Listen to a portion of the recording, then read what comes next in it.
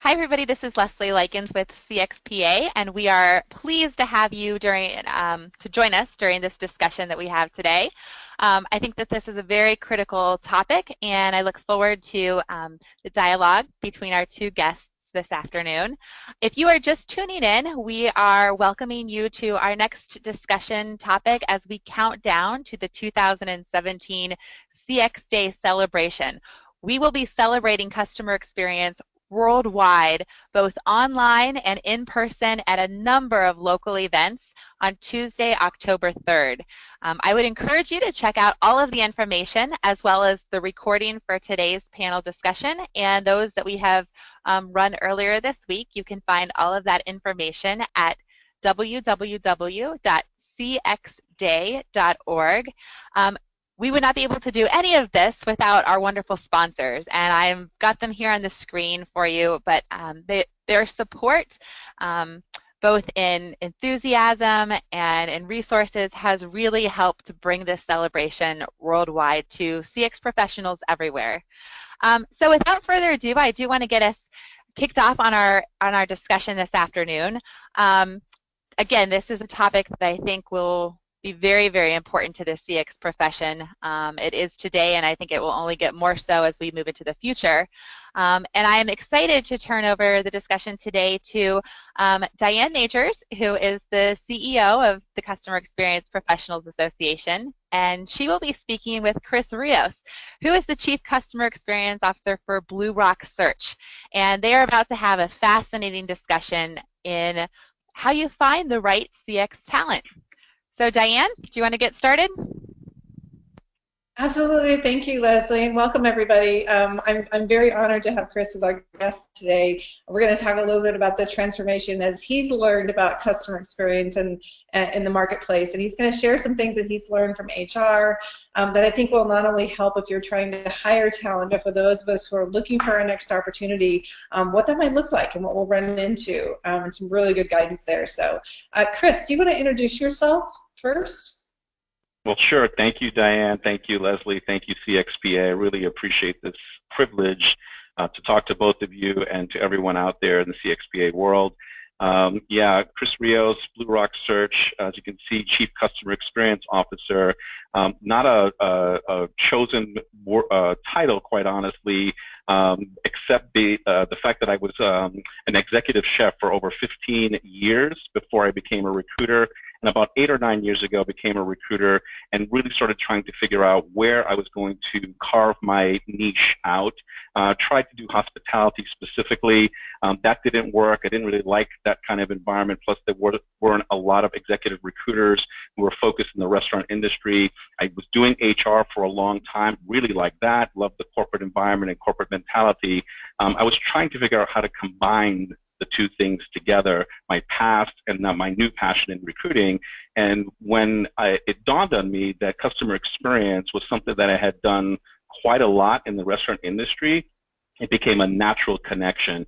And so I chose to begin learning about the industry itself, the function, and actually, most importantly, I actually did a CX search last year, SVP of Customer Experience for a global Fortune 100 company, and it was an exhilarating experience. And so I said, this is exactly what I've been looking for, and my passion was ignited once again, getting back into sort of the hospitality service function, if you will. And so all I've been doing for the last year is learning even more. And then I had an opportunity to meet Diane. She was ironically one of the candidates I talked to back then, and she educated me on what this role really should be. And so I'm very, very excited to talk about it today based on all the learnings that I've had.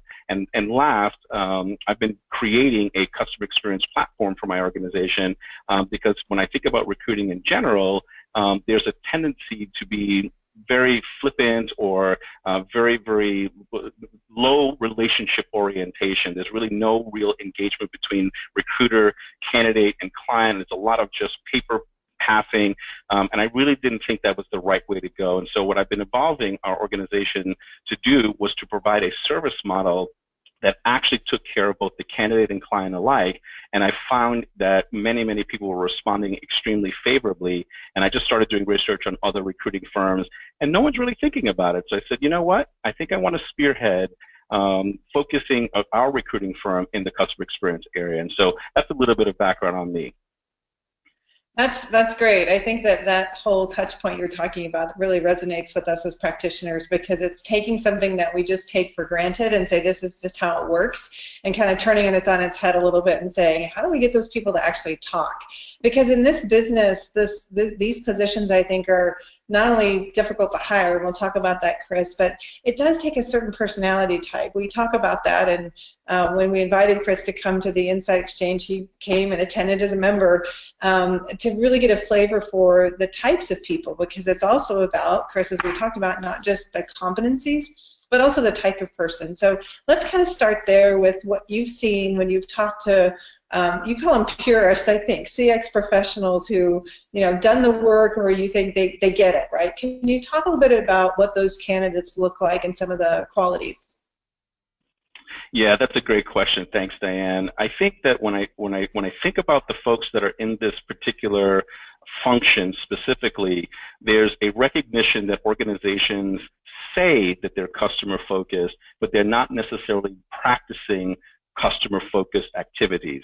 Obviously, an organization requires customers to come to them, buy the product or service, and then they either will continue to buy from that organization or store or whatever the case may be. But if they don't have a good experience, they will tend to look elsewhere for that exact same product. Again, if I use restaurant terminology or analogies, because everyone has gone through restaurants, you walk into a restaurant, you heard really great things about the restaurant, and you sit down and your initial engagement with the waiter is not fun, or maybe it was an engagement with the host, it just wasn't a good experience. You end up eating and having a good time, but there was something missing. I think organizations run exactly the same way, and now with the high level of competition that exists out there, you can actually get those products or services from a variety of places. So what distinguishes one organization over another, it really comes down to how they engage. First, it's, is the product or service something that customer wants to use? Well, yes, they're going to that particular company to do that. But when they have a problem, let's say it doesn't work properly and they have to call in, how does that organization engage with that customer? And that will also determine long-term kind of connection. So when I think about this professional who understands that naturally, there has to be a certain degree of patience, there has to be a certain degree of service mentality, there has to be a certain degree of professionalism and common sense engagement with those people that they're coming in contact with. And it's not only for customers externally, right, who's paying for the product or service, but the employees as well. Are the employees being taken care of internally? Because the employees are your best ambassadors for engaging with customers externally. And so I think it's very, very important that when a CX professional comes into an organization and they display all those things, there's a contagious attitude that they actually present, and it's really kind of cool. They're very, very positive, as I said before, very, very patient, but they're also advocates for change, right? Helping organization evolve towards becoming more customer focused. So those are soft skills, if you will, and it's kind of hard to sort of delineate that on a resume. So you have to have conversations. So in my world, I develop relationships with people by asking a lot of questions. And as long as there's a dialogue happening between the two people, there's an opportunity for connectivity. There's an opportunity for synergy and symbiotic relationship, if you will. It's just a matter of engaging with people. So this person is extroverted to a certain extent. And again, as I said before, they're thinking about the other person and what would be best for them from their own experiences as well. I hope I answered the question there. That was a lot of stuff, but it's pretty soft skill kind of stuff, and it's little pie in the sky in a way. No, I think it's right. You're talking about things like the altruistic, right? That these folks are typically all about the other person. You talked a little bit about curiosity, which I think is really important, right? To be curious about the things that are causing those experiences, or really understanding those experiences in a different way. And then I like this, I think the conversation we had at Insight Exchange was also about kind of skating to where the puck's going to be. So I find a lot of professionals, and even in the space, it's hard to hire for, but they're thinking, they're thinking down the road. They tend to be kind of there before their time, and I hear lots of practitioners say that. So I'd be curious, how do people, if that's the soft skill profile, how do you coach companies to look for that and hire for that? That's a lot different than looking for competence analytics, right? Yeah, and data and analytics probably comes at the tail end, right? Because at the end of the day, it's kind of hard to measure whether someone is altruistic or not until you're talking with them. But I think one of the key folks within organizations, and I'm about to bring up a different function, HR was notoriously personnel oriented, right? It was just doing the employee relations kind of thing. And this, we're talking about 30 years ago, and they took a long time to truly evolve themselves in being business partners by understanding what the company's trying to accomplish, and then partnering with the employees and advocating for them as critical to the success of that organization. So flash forward 30 years, and I think customer experience is coming on the tail end of what HR used to be, and it has evolved over time, becoming true business partners aligned to the key leaders in the organization. Well, customer experience, I think, is and forgive me, I'm about to say something that's really bold, but they're HR on steroids, right? They're the next level of iteration of employee advocacy as well as customer engagement. I think that customer experience folks get what HR tried to do, but I think what happened with HR is that it got boxed in because of the changing need for an organization at any given time. 5 years ago, talent management was very critical. 10 years ago, being the leader of compensation and benefits was very, very critical for a successful CHRO. Today, CX, customer experience professionals, especially at the top level, have to have that human side of human resources, but they also have to have the business side of it and being able to connect those two things. So HR was that good connector, if you will, but I think CX is taking all of that to the next level only because employees, I'm sorry, not employees, although they are too, but customers are demanding better engagement with them because the competition is so fierce. People want to find a way to go to one organization as long as they possibly can if they're treated well. So customer experience professionals are the key to generating that connection with customers and employees. That's interesting because we see it, chief customer officers or CHROs, right? Now we're seeing chief experience officers. So I think it's interesting that it's becoming this more global thing. So that kind of changes, again, the whole complexion of it. So Chris, I think one of the challenges that we hear from our members and the audience listening today is, do two sides. Do companies really know what they're hiring for? And if not, how do you coach executives about who to hire? Like what do you listen for to say they really know what they're doing versus, oh, okay, they don't really get it? Can you share with us just maybe a story or two about how organizations, executives come to you and kind of describe what they're looking for when you go, oh, that's not what you're looking for? Can you kind of give us a little bit of that? It's funny that you would say that, because when I approached you for an opportunity last year, you asked some of those critical questions. So at the time, the company came to my organization and say, hey, partner with us for this level, VP of customer experience. And I, quite honestly, I was at a loss. I had no idea what customer experience was. And so I had to ask, what were they looking for? And it began to resonate for me what they were trying to accomplish. But as I was going out to individuals for this role, they all said it's not big enough. It's not at the top. It's not the right level, because within the organization it reported to someone that it shouldn't have.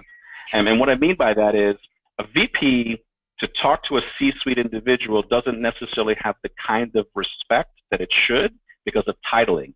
We all fall into patterns and habits, and titling, for lack of better words, gets in the way sometimes. So in this particular case, we had to go out to the market and then go back to the organization and say, look, everyone that we're talking to who you want to really lead this charge recognizes that they were not positioned correctly in the organization.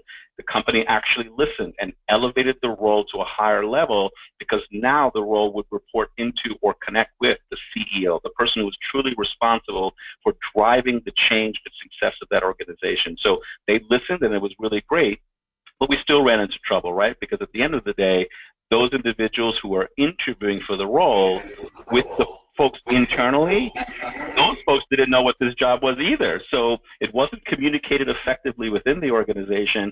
The folks that this person was going to be partnering with, whether it was marketing, sales, operations, leadership, they just didn't get what this role really, really meant to the organization. The CEO had a pie in the sky kind of idea. I want to make change. I want to evolve the company. I want to be customer focused and customer centric. But no one really understood what that meant. And I think the CEO at the time was the only one doing research on customer experience. And of course, I was too, because I was talking to all these great people.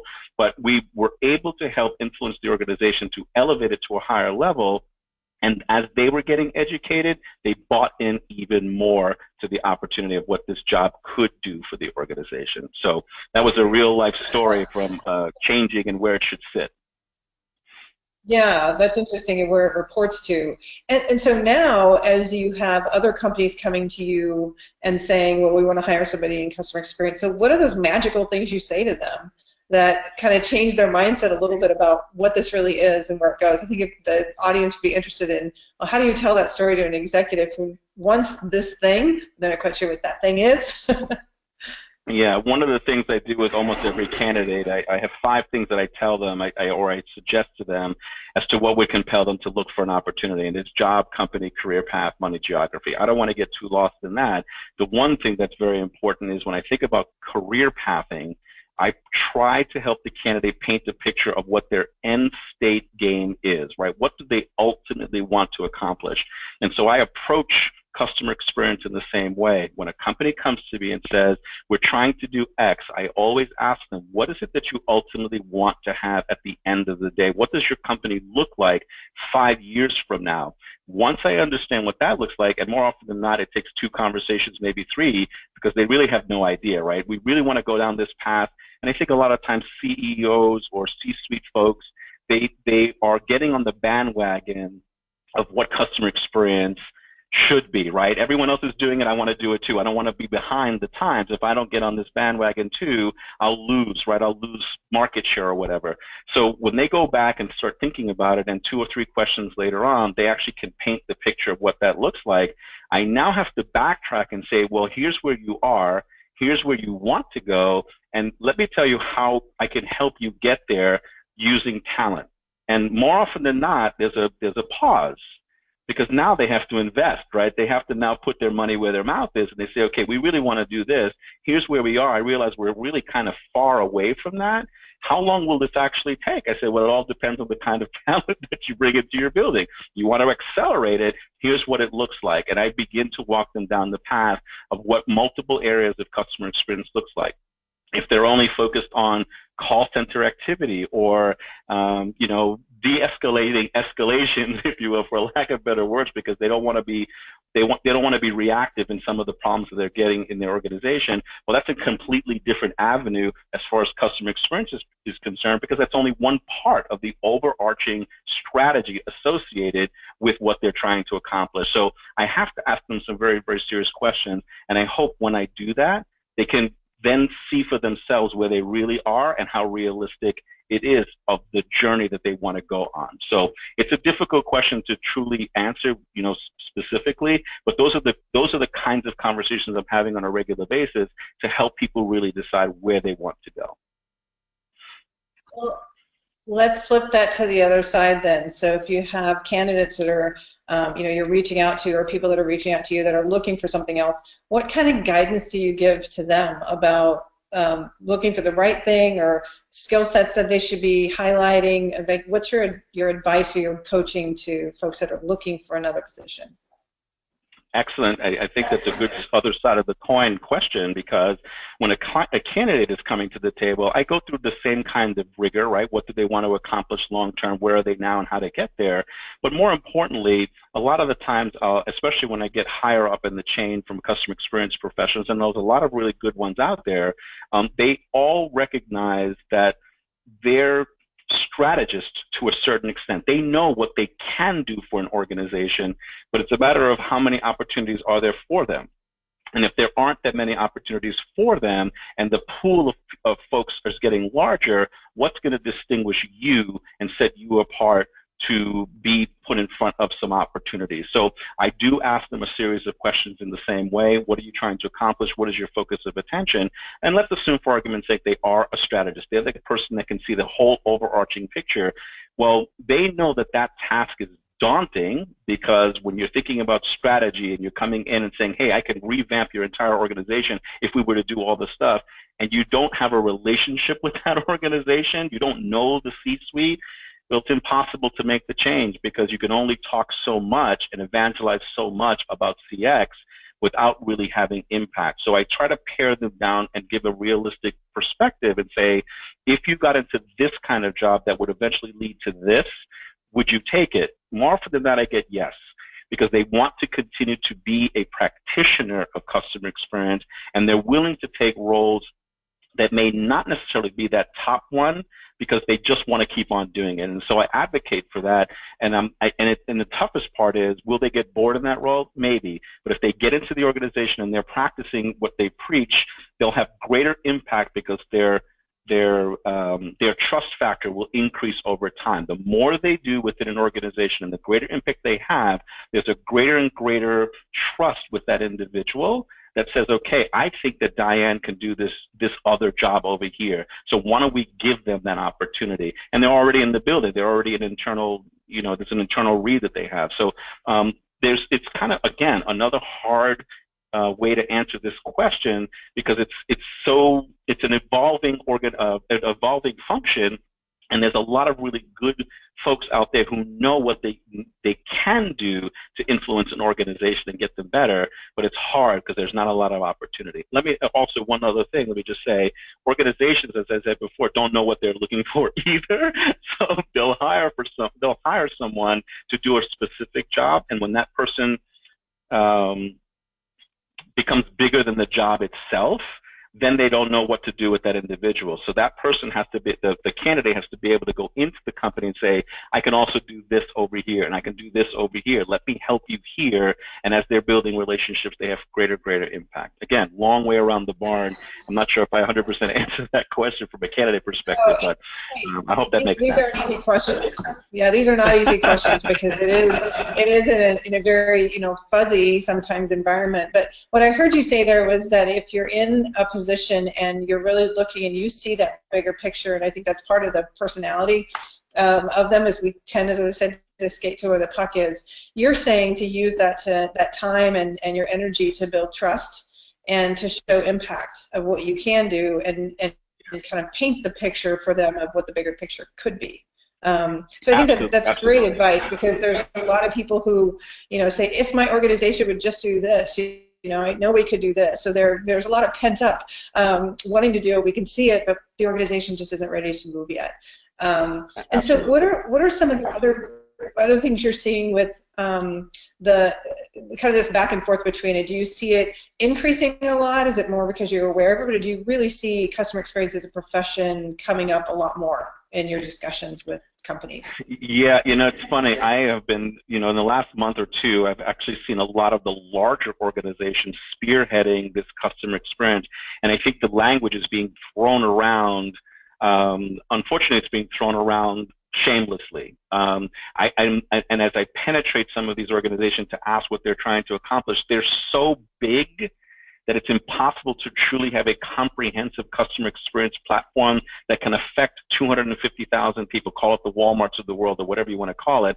And so unfortunately, they have to break it down into much smaller units. And so there's a lot of big CX professionals in these large-scale organizations who do get it, but on an enterprise-wide perspective may not necessarily be getting it. So I'm watching this trend where there's a lot of chatter and a lot of talk about what they're trying to accomplish, and I'm not necessarily seeing the true fruit or the true results of what they're saying. The other trend I'm also seeing is there are a lot of focus on data and metrics and gathering information, and I know that that information is supposed to have some power within an organization. So who's translating that information and really generating change in companies? I'm not necessarily seeing that. I see a lot of people focus on the data and gathering for the sake of data gathering. So again, there are a lot of organizations who do it and do it well. I'm not saying anything negative about them. I'm just simply saying, what is the information they're gathering doing for an organization? And so if you don't have the right people, and you're gathering data, and there's really no movement towards actual real change, well, then what's the point of talking about customer experience at that point? So unfortunately, now we're running into an issue in which we're dealing with that as well, on top of the lack of understanding of what CX truly is. So. I think that's my takeaway from that is that a lot of companies are in this discovery mode of we're not quite sure what it is, but we're curious and we want to continue to kind of build it out and figure out where it goes and how it fits, which is good. I mean, that's progress, right? It's better than just saying, okay, we're going to go do it and then, you know, getting a year down the path and not understanding it. So I think it's important that they do that. But I also heard you say one of the things that our listeners could be taking away from this is lots of companies are what I would call data rich, insights poor. And you're saying that skill set and selling that skill set of I can take information, turn it to action, and turn it to impact should be something that they're talking about on their resume. Absolutely. Absolutely. I think that especially as an executive, you want to see the strategy, implementation, and results delineation on your resume. It separates you from other folks who just talk about it as an idea rather than specific tasks that were accomplished. Hey, I walked in the building, we had this 2 people that were supporting this role, and then I began to do X, Y, and Z, and the result is I now have a team of 10, and here's what we're doing on a global level or a national level or whatever the case may be. It should be articulated on their resume very, very plainly, and it should be focused on themselves, right? Because at the end of the day, you're a CX professional. Or tell everyone what you specifically did. Built the team, led the team, did this, and then the team did X, Y, and Z, but there were some results specifically allotted to you. So we have one question so far, but I wanted to remind everybody, I wanted to remind our viewers that you have the opportunity to ask Chris and Diane questions, and you can feel free to plug those into the chat box there on your webinar panel and bring your questions up to us. But the question I have right now is, so certification, Chris. CXPA launched the Certified Customer Experience Professional in 2014. That's grown pretty significantly. What does that say to you? Are companies looking for that? What have you seen when it comes to CCXP?